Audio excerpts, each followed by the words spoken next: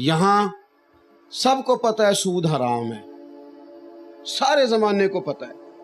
لیکن جب حکومت سے کہا جاتا ہے تو کہتے ہیں ہم کمیشن بنانے لگے، ہم نے بورڈ کس بات کے لیے بورڈ قائم کرنا ہے؟ آپ نے اسلامی نظریاتی کونسل سے ہم نے مشاورت مانگ لیا، بھئی وجہ اس کی مشاورت مانگنے کی وجہ، اور یہ بات وہی نہیں، صرف یہاں عام آدمی سے کہا جاتا ہے کہ تیرے بیٹے کی شادی ہے، چل بینڈ باجا نہ بجانا، کہتے ہیں گھر صلاح کراں گا۔ او بھئی یہ اللہ رسول کے دین کی بات ہے، اس میں مشورے والی کہاں سے بات آ گئی؟ اور حکم تجھے یہ تھا کہ تو نے ہر چیز سے بڑھ کر اپنے نبی سے پیار کرنا ہے۔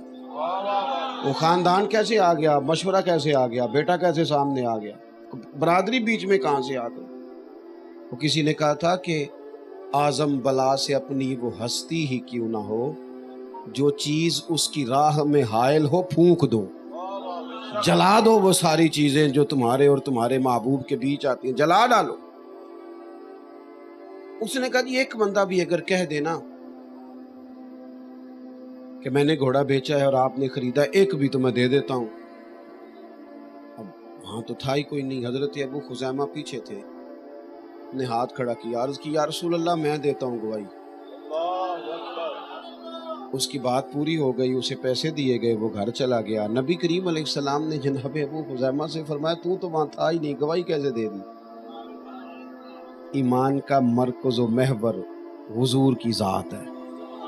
نبی پاک سے رشتہ، بس تھوڑی سی نا توجہ کریں، اپنے دل پہ ذرا نظر ڈالیں،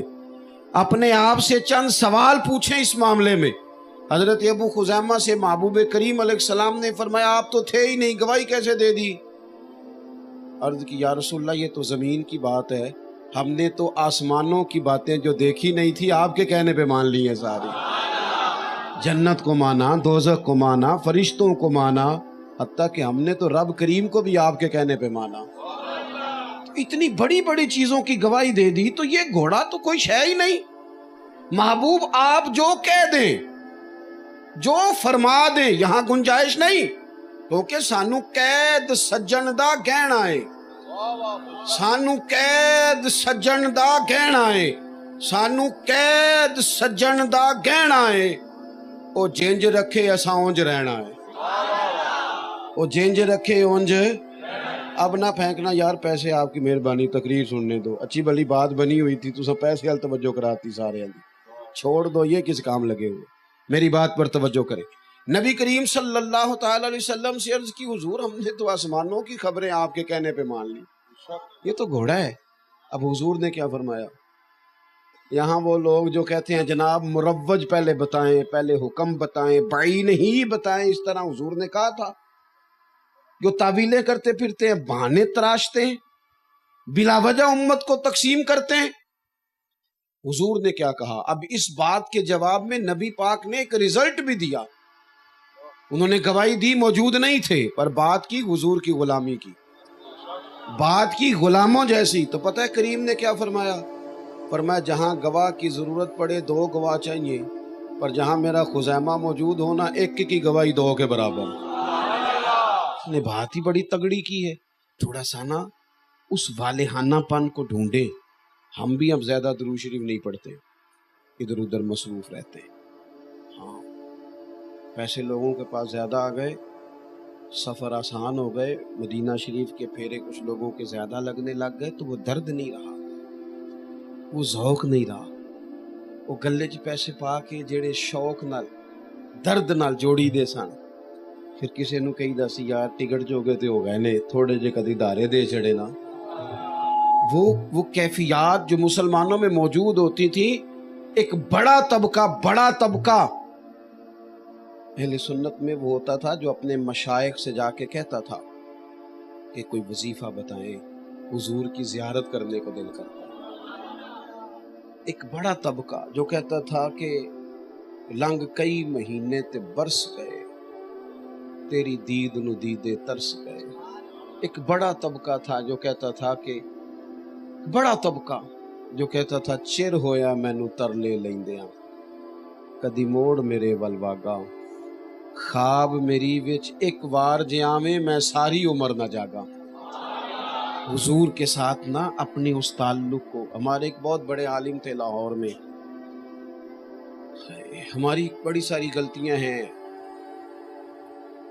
ہم تو تعارف بھی نہیں کرا سکے اپنی قوم کو اپنے مشائخ کا، بڑے عالم، بڑے سچی مچی کے مفتی اعظم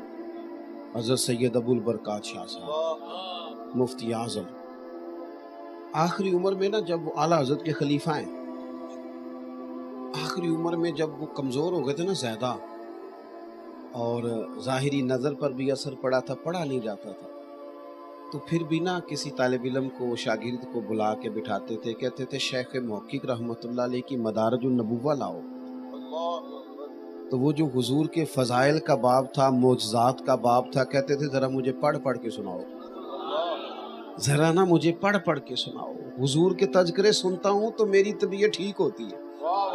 میری بیماری جاتی ہے، مجھے قرار ملتا ہے، حضور کی نعت سے میرا دل ٹھنڈا ہوتا ہے، میرا وہ جو رشتہ ہے نا حضور کے ساتھ، او یارو، جب بندہ بہت تھک جائے، بہت بیمار ہو جائے، بہت تکلیف میں ہو تو اپنوں کو آوازیں نہیں دیتا،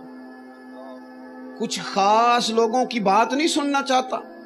جب پردیس میں ہو تو کسی خاص سے ملاقات نہیں کرنا چاہتا۔ یہ ہمارے بزرگوں کا حال تھا کہ جب وہ پوری طرح کسی تکلیف میں کا شکار ہو جاتے تو پھر وہ کریم رسول کی باتیں کرتے، پھر وہ درود و سلام کا ذوق بناتے، اور چیزیں طاری ہوتی۔ مجھے بتاؤ نا، بالخصوص نوجوانوں سے عرض کرتا ہوں، کچھ چیزوں پر آپ غور کریں، دیکھیں میں کتنے ٹھنڈے دل سے آپ سے بات کر رہا ہوں، آپ بھی ذرا ٹھنڈے دل سے مجھے بتائیں، نبی پاک نے کسی صحابی سے کہا تھا کہ میں کلی کروں تو جو پانی میرے منہ سے نکلے وہ چہرے پہ مل لینا؟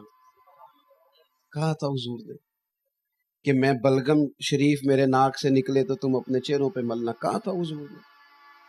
نبی کریم نے کہا تھا کہ میں وضو کروں تو تم لائنوں میں کھڑے ہونا کہ میرے جسم سے لگا ہوا پانی کا قطرہ قطرہ تمہارے؟ کہا تھا حضور نے۔ جب ہوتا ہے نا پیار، مجھ سے نا ایک دفعہ ایک صاحب نے سوال کر لیا، اس نے کہا ایک بات پوچھنی ہے، میں نے کہا یار آپ پوچھ لیں، مجھے جواب آتا ہوا تو دے دوں گا، پوچھیں آپ۔ اس نے کہا جی یہ جو علماء بیان کرتے ہیں کہ صحابہ